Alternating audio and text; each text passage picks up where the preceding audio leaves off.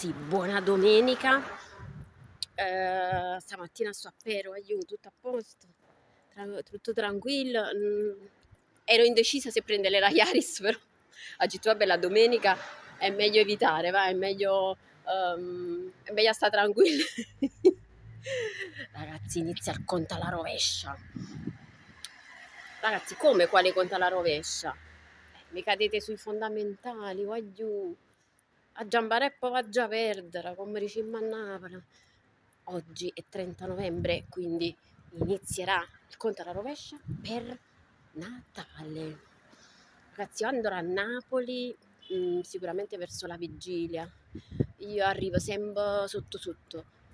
Con Babbo Natale praticamente arrivi. Vabbè ragazzi, è inutile dire che non vedo l'ora, ma non vedo l'ora di riabbracciare la mia famiglia, perché non li vedo da un bel po', saranno più di 3 mesi che non vedo la mia famiglia. Vabbè, non voglio fare cose drammatiche, è una cosa normale che io la vivo da più di 20 anni e sono contenta anche di abbracciare anche e di rivedere tutti i miei amici napoletani.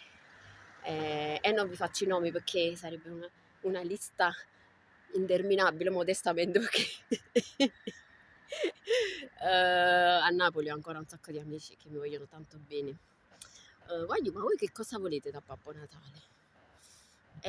Io in questi giorni, veramente vi dico la verità, diciamo, sono tutti a Babbo Natale, ha detto, mo chiama, perché per mettere cose in chiaro.